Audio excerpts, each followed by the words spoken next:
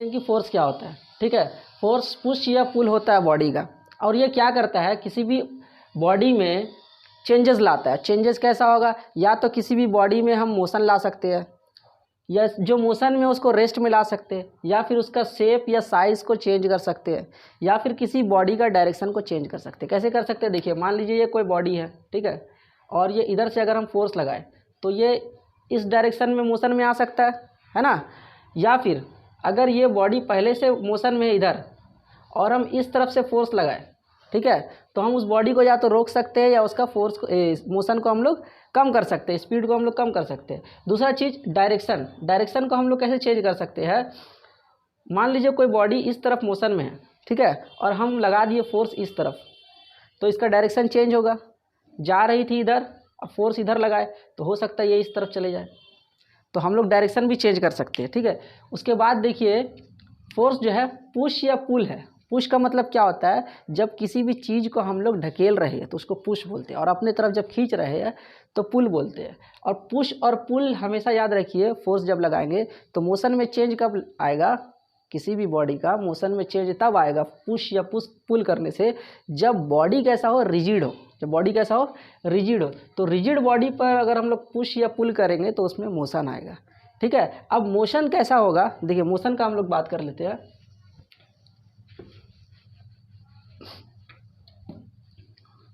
तो मोशन दो तरीके से हो सकता है, एक लीनियर हो सकता है, एक रोटेशनल हो सकता है। अगर बॉडी रिजिड है, बॉडी क्या है, रिजिड है, और उसमें वो लीनियर फोर्स लगा रहे हैं हम इस तरीके से, जो बॉडी इस तरीके से, और ये बॉडी कैसा है, free to move, free to move है। ठीक है, तो अगर हम इस डायरेक्शन में फोर्स लगाएंगे तो मोशन भी किधर होगा, इधर होगा। ये फोर्स लगा, ये मोशन हो गया। तो इस तरह का मोशन को हम लोग लीनियर मोशन बोलते हैं, मतलब स्ट्रेट लाइन मोशन बोलते हैं, या फिर दूसरा नाम हम लोग क्या बोल सकते हैं, ट्रांसलेशनल मोशन बोल सकते हैं। अब रोटेशनल मोशन क्या होता है, रोटेशनल मोशन अगर कोई बॉडी फ्री टू मूव नहीं है, किसी पॉइंट पे हिंग्ड है, किसी पॉइंट पे हिंग्ड है, मतलब मान लीजिए ये एक पटरा ले लीजिए आप, यहाँ पर ही होल करके कीला लगा दीजिए, ठीक है। तो अगर आप इसमें फोर्स लगाइएगा तो ये रोटेट होगा, ये क्या होगा, रोटेट होगा। तो मान लीजिए अगर एक कार का स्टीयरिंग ले लीजिए आप, ठीक है, तो अगर आप इसको फोर्स लगाइएगा इधर, तो क्या करेगा, रोटेट करेगा। तो यहाँ पर ही जो मोशन हो रहा है ये रोटेशनल मोशन हो रहा है। ठीक है, क्यों, क्योंकि ये फ्री टू मूव नहीं है, किसी पॉइंट पर हिंग्ड है, हिंग्ड बोल सकते हैं, हिंज्ड बोल सकते हैं, या फिर पाइवटेड, किसी पॉइंट पर हिंज्ड है या पाइवटेड है। तो इस तरह का बॉडी में जब हम लोग फोर्स लगाएंगे तो मोशन कैसा होगा, रोटेशनल मोशन होगा। ठीक है, अब जब रोटेशनल मोशन होगा तो जब रोटेट करेगा तो हम लोग ये चीज़ पढ़ेंगे, मोमेंट ऑफ फोर्स। क्या पढ़ेंगे, moment of force. Moment of force क्या होता है, देखिए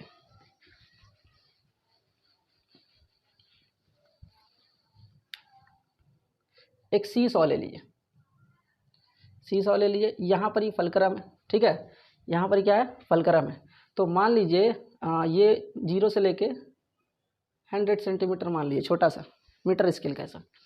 तो अगर हम यहाँ पर ही कुछ फोर्स लगाएंगे और ये कुछ डिस्टेंस होगा, मान लीजिए x, क्या है, x, तो हम लोग का जो मोमेंट ऑफ फोर्स होगा ये हो जाएगा force into perpendicular distance x। ठीक है, मोमेंट ऑफ फोर्स क्या हो जाएगा, force into perpendicular distance x। याद रखिए हम लोग को जो डिस्टेंस लेना है ये परपेंडिकुलर डिस्टेंस ही लेना और दूसरा कोई डिस्टेंस नहीं लेना है। जैसे कन्फ्यूजन दूर करने के लिए हम एक चीज़ बता रहे हैं, मान लीजिए ये कोई रिंग है, रिंग ले लीजिए या डिस्क ले लीजिए, ठीक है, डिस्क ले लीजिए, ठीक है। तो अगर हम यहाँ पर ये एक फोर्स लगाएंगे इस डायरेक्शन में, ठीक है,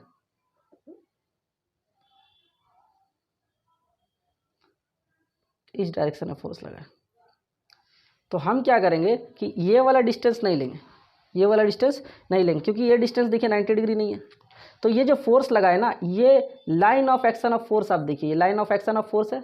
तो ये line of action of force में एक परपेंडिकुलर ड्रॉ करिए, एक क्या करिए, परपेंडिकुलर ड्रॉ करिए। और वो परपेंडिकुलर जब ड्रॉ करिएगा जो वो जो डिस्टेंस होगा वो मेरा क्या होगा, परपेंडिकुलर डिस्टेंस फ्रॉम पाइवटेड पॉइंट। तो वो लेना है हम लोग को, ठीक है। इसलिए बोल रहे हैं क्योंकि मान लीजिए कि अगर हम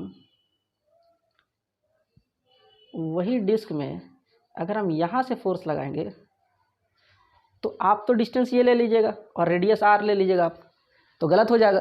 क्यों? क्योंकि जब इसको आप प्रोड्यूस करिएगा आगे तो ये डिस्टेंस लेना आपको, ये जो परपेंडिकुलर हो रहा है ये डिस्टेंस लेना है। तो ध्यान रखिए मोमेंट ऑफ फोर्स या फिर जिसको टॉर्क भी बोलते हैं, तो वो हम लोग को क्या लेना है, टॉर्क जो लेना है हम लोग को, मोमेंट ऑफ फोर्स जो लेना है, force into perpendicular distance between the line of action of force and that point from where it is rotating, उस पॉइंट से जहाँ पर ये रोटेट कर रहा है उससे और line of action of force से परपेंडिकुलर डिस्टेंस हम लोग को लेना है। ठीक है, तो हम लोग का मोमेंट ऑफ फोर्स निकल जाएगा। ठीक है, अब आगे बढ़ते हैं। हम लोग देखेंगे कि टाइप्स इसका क्या होता है। ठीक है, तो मोमेंट ऑफ फोर्स दो टाइप का होता है, एक होता है क्लॉकवाइज, एक होता है एंटी क्लॉकवाइज मोमेंट।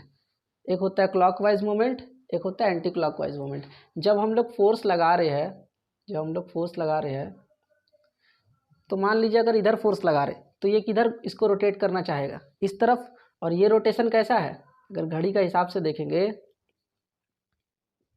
तो ये रोटेशन कैसा है, ये क्लॉकवाइज है ना, तो ये इसको कैसा रोटेट करना चाहेगा, क्लॉकवाइज रोटेशन। तो उसी हिसाब से अगर इधर फोर्स लगाएंगे तो ये इसको एंटी क्लॉकवाइज रोटेट करना चाहेगा। तो depending upon the rotation of the body, तो दो मोमेंट ऑफ फोर्स, हम दो टाइप का मोमेंट ऑफ फोर्स होता है, एक होता है क्लॉकवाइज मोमेंट ऑफ फोर्स, एक होता है anti clockwise moment of force. ठीक है, और टोटल मोमेंट ऑफ फोर्स निकालते हैं तो उसके लिए हम लोग को साइन कन्वेंशन का जरूरत पड़ता है। और साइन कन्वेंशन के लिए हम लोग क्लॉकवाइज को नेगेटिव लेते हैं और एंटी क्लॉकवाइज को पॉजिटिव लेते हैं। देखिए कैसे हम लोग इसको करेंगे। मान लीजिए कि एक मीटर स्केल है, और मीटर स्केल में ये मेरा फलक्रम है। अब यहाँ पर ही हम कुछ फोर्स लगा दिए, मान लीजिए 50 न्यूटन का फोर्स लगा दिए, और इधर लगा दिए हम 20 न्यूटन का फोर्स लगा दिए। अब बॉडी रोटेट कैसे करेगी बताइए। आप इसको देख के बोलेंगे इधर का फोर्स ज़्यादा है तो ये ऐसे रोटेट करना चाहेगी, तो बोलिएगा आप क्लॉकवाइज रोटेट करेगी। लेकिन हम लोग ऐसे नहीं बता सकते, हम लोग को बताना पड़ेगा कि इसका डिस्टेंस कितना है। जब डिस्टेंस पता चलेगा तो उसके बाद हम लोग टोटल निकालेंगे, टोटल मोमेंट निकालेंगे। टोटल मोमेंट कैसे निकालेंगे, वो साइन का यूज़ करके निकालेंगे। अगर जो क्लॉकवाइज है उसका नेगेटिव लेंगे और एंटी क्लॉकवाइज है उसका पॉजिटिव लेंगे। जब पूरा समेशन करेंगे तो हम लोग का जो आंसर आएगा ना, जो लास्ट में रिजल्ट आएगा, वो अगर मेरा प्लस है, वो अगर मेरा पॉजिटिव आ रहा है तो मेरा एंटी क्लॉकवाइज हो जाएगा, और वो अगर नेगेटिव आ रहा है तो मेरा क्लॉकवाइज रोटेशन हो जाएगा। ठीक है, तो कैसे करेंगे चलिए हम लोग इस एग्जाम्पल को देखते हैं। तो ये 50 न्यूटन का हम लोग लिए थे। मान लीजिए यहाँ से यहाँ तक का जो दूरी है वो 70 है, और यहाँ से यहाँ तक का दूरी है 10 सेंटीमीटर। ठीक है, तो टोटल मोमेंट कैसे निकालेंगे, इसका देख लीजिए, 50 वाला का देख लीजिए, 50 इंटू 10 हो जाएगा। यहाँ तक समझ में आ रहा। लेकिन ये रोटेट कैसा करना चाहिए बताइए, क्लॉकवाइज। और क्लॉकवाइज को हम लोग कैसा लिए, नेगेटिव। तो मतलब यहाँ पर ही मेरे को कितना लेना पड़ेगा, माइनस लेना पड़ेगा। उसके बाद ये एंटी क्लॉकवाइज रोटेट करेगी, तो मतलब हम इसको पॉजिटिव लेंगे, तो प्लस करेंगे इसमें कितना, 20 इंटू 70। तो ये मेरा हो जाएगा 50 इंटू 10 मेरा हो गया 500 माइनस 500 प्लस ये कितना हो गया 2 7 जा 14 और 00, तो कितना हो गया 1400 हो गया। तो इसको अगर माइनस करिएगा तो 900 न्यूटन सेंटीमीटर हम लोग का आएगा। ये टोटल मोमेंट है, टोटल मोमेंट बोलिए, या फिर इसको नेट मोमेंट भी बोल सकते हैं, नेट मोमेंट ऑफ फोर्स, या फिर इसको टॉर्क भी बोल सकते हैं। तो कितना आया, 900 आया। अब देखिए पॉजिटिव आया, तो क्योंकि ये पॉजिटिव आया है तो पॉजिटिव में हम लोग क्या है, एंटी क्लॉकवाइज होता है, तो टोटल ये पॉजिटिव आया तो ये क्लॉकवाइज रोटेट करेगा। ये कैसा करेगा, एंटी क्लॉकवाइज रोटेट करेगा। ठीक है, तो मोमेंट ऑफ फोर्स दो तरह का होता है, क्लॉकवाइज एक एंटी क्लॉकवाइज। साइन कन्वेंशन हम लोग ऐसे लेते हैं कि क्लॉकवाइज को नेगेटिव लेते हैं और एंटी क्लॉकवाइज को पॉजिटिव लेते हैं। अब अगर कोई मोमेंट ऑफ फोर्स हम लोग देख रहे हैं और वो क्लॉकवाइज रोटेट कर रहा है तो उसको एंटी क्लॉकवाइज कैसे करेंगे, या फिर कोई एंटी क्लॉकवाइज रोटेट कर रहा है तो उसको क्लॉकवाइज कैसे करेंगे। मतलब मोमेंट का डायरेक्शन हम लोग कैसे चेंज करेंगे, ठीक है, रोटेशन हम लोग कैसे चेंज करेंगे। तो रोटेशन चेंज करने का दो तरीका है, change the direction of rotation, इसका दो तरीका है, ठीक है। क्या क्या तरीका है देखिए, सबसे पहले या तो आप point of application of force change कर दीजिए।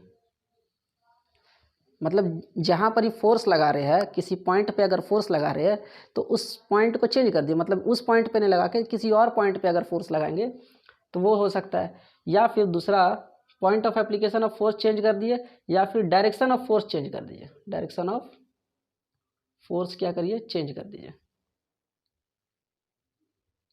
तो दोनों में से कुछ भी करिएगा तो आपका क्या हो जाएगा, रोटेशन चेंज हो जाएगा, ठीक है। तो एक एग्जांपल से हम लोग समझते हैं। देखिए मान लीजिए ये कोई डिस्क है, ठीक है,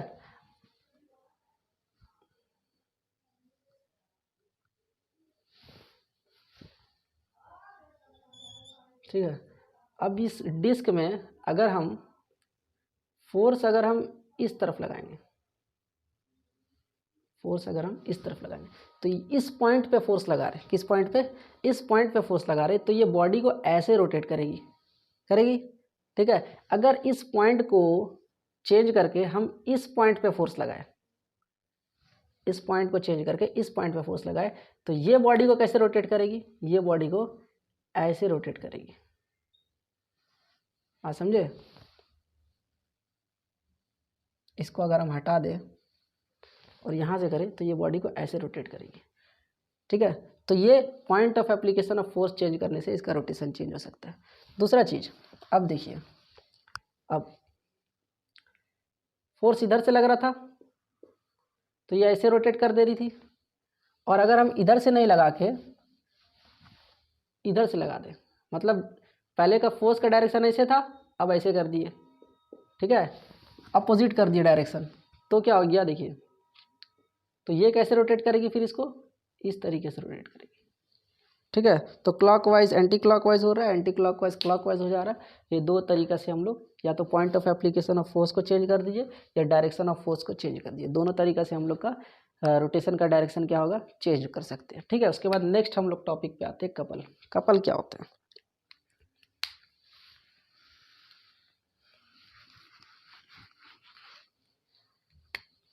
कपल, ठीक है। कपल का मतलब होता है जोड़ा, यहाँ पर किस चीज़ का जोड़ा, फोर्स का जोड़ा, कपल ऑफ फोर्स, ठीक है। किसी भी बॉडी में अगर दो फोर्स लग रहा है और दोनों फोर्स इक्वल है, मतलब उसका मैग्नीट्यूड इक्वल है, 2 न्यूटन है तो 2 न्यूटन, 3 न्यूटन है तो 3 न्यूटन, दो फोर्स जब इक्वल इन मैग्नीट्यूड रह गए, ठीक है, equal in magnitude and opposite in direction, opposite in direction, और उसका डायरेक्शन कैसा रहे, अपोजिट रहे। मतलब अगर एक फोर्स इधर है तो दूसरा फोर्स इधर रहना चाहिए, डायरेक्शन क्या रहना चाहिए, अपोजिट, लेकिन फोर्स दोनों सेम मैग्नीट्यूड का होना चाहिए। जब सेम मैग्नीट्यूड का फोर्स और अपोजिट डायरेक्शन में लगे, और तीसरा कंडीशन है उसका बीच में कुछ डिस्टेंस भी रहना चाहिए, डिस्टेंस, उसका बीच में कुछ डिस्टेंस भी रहना चाहिए, तो उसको हम लोग कपल बोलते हैं। जैसे ये देख लीजिए, एक फोर्स इस तरफ लग रहा है और दूसरा फोर्स इस तरफ लग रहा है, ये भी एफ है, ये भी एफ है, ये कुछ दूरी में लग रहा है, कुछ दूरी में लग रहा है, तो इस ये क्या है, एक कपल इफेक्ट क्रिएट करेगा जिसका वजह से बॉडी रोटेट करेगा, ठीक है। कपल आप लोग नॉर्मल रियल लाइफ में एग्जांपल देख लीजिए, जब पानी का नल हो गया उसको खोलते हैं तो हम लोग जो फोर्स लगा रहे हैं, एक उंगली से इधर ढकेल रहे हैं, दूसरा उंगली से उस तरफ ढकेल रहे हैं, और थोड़ा दूरी में है, ठीक है। अब मान लीजिए आप इसी को अगर सेम अगर ऐसे करके दबाइएगा तो रोटेट नहीं करेगा, लेकिन आप इधर इधर करके रोटेट करिएगा तो रोटेट होगा। तो मतलब ये है फोर्स का जो है, अब इधर एक फोर्स लग रहा था, इधर एक फोर्स लग रहा था, तो ये देखिए दूरी नहीं है ना।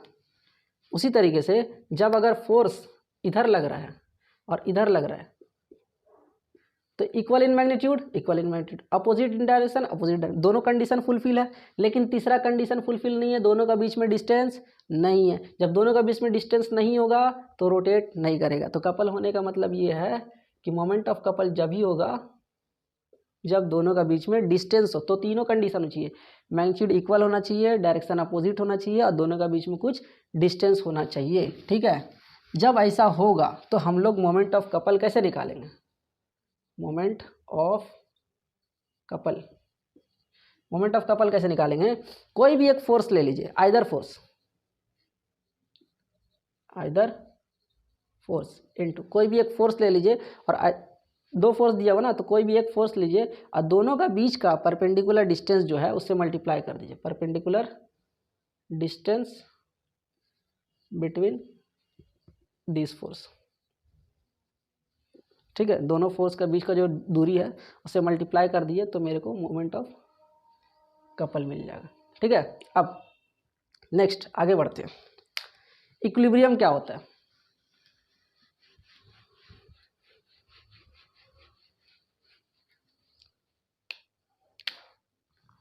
क्या है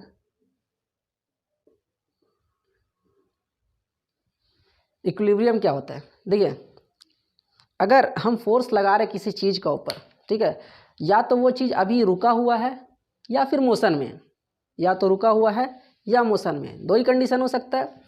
तो अगर रुका हुआ है और फोर्स लगाने का बाद भी और वो रुका हुआ ही रहे, मतलब अपना स्टेट ऑफ रेस्ट या फिर स्टेट ऑफ मोशन को चेंज नहीं करे, रुका हुआ था, फोर्स लगाने का बाद भी रुका हुआ है, तो मतलब वो इक्विलिब्रियम में है।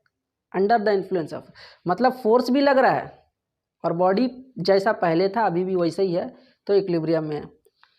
दूसरा चीज़, अगर मोशन में है और फोर्स लग रहा है एक्सटर्नल, उसके बाद भी मोशन में है, मतलब जितना वेलोसिटी से पहले मोशन में था उतना वेलोसिटी से अभी भी मोशन में, तो भी क्या है? इक्विलिब्रियम में। इक्विलिब्रियम दो तरह का होता है, कि स्टैटिक, एक डायनामिक।